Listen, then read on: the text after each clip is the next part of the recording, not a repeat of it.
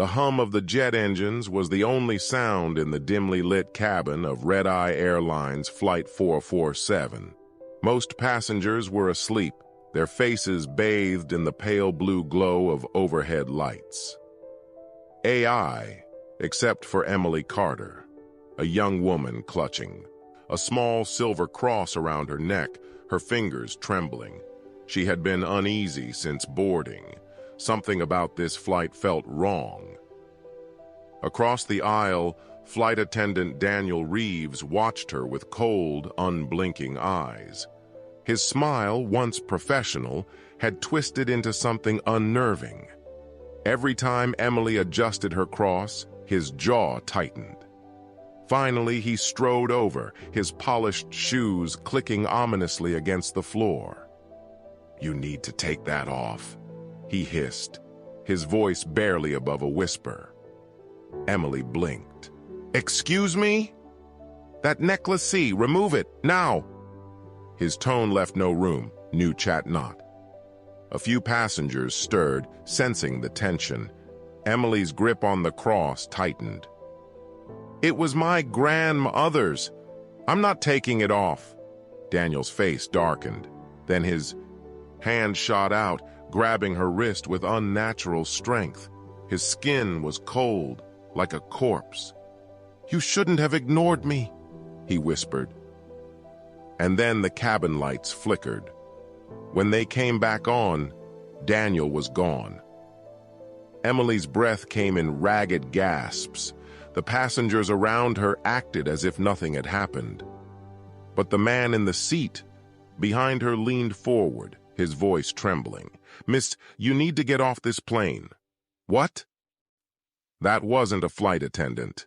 Before she could respond, a scream erupted from the galley. The lights went out again. This time, they didn't come back on. Darkness swallowed the cabin. Panicked murmurs rose as passengers fumbled for their phone flashlights. Emily's pulse pounded in her ears as she turned on hers, only to freeze. Daniel stood at the front of the plane, his face half-shadowed, his mouth stretched into a grin too wide to be human. "Ladies and gentlemen," his voice crackled over the intercom. Distorted, crackled. Over the intercom, distorted. "We're experiencing technical difficulties." A child whimpered. A man shouted, "What the hell is going on?" Then the intercom screeched, a sound like nails on glass. When it stopped, Daniel's voice was different, deeper, older. "You should have listened, Emily." Her blood turned to ice.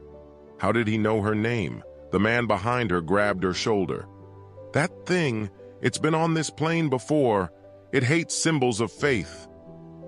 Before she could ask how he knew, the emergency lights flickered on, casting the cabin in an eerie red glow. Daniel was gone again. But the overhead compartments began to rattle. One by one, they burst open. Something was inside. Something moving. Black. Tendrils slithered from the compartments, snaking down like vines. Passengers screamed as the shadows coiled around ankles, wrists, throats. Emily's cross grew hot against her skin. The man behind her, Father Harris, he said his name was, pressed a rosary into her hand. "It's not just Daniel. The whole plane is cursed." A shadow lashed out, wrapping around a woman's leg. She shrieked as it pulled, dragging her toward the ceiling. Emily lunged, gripping the woman's hand. The cross around her neck burned, and the shadow recoiled with a hiss. "It fears the cross." Daniel's laughter echoed through the cabin. "You can't save them all, Emily!" The plane lurched violently. Oxygen masks dropped. Outside the window, the sky was no longer black. It was red.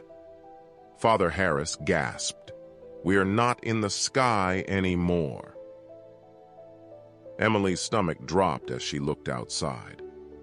The clouds were gone. Instead, jagged black mountains stretched below, their peaks glowing with embers.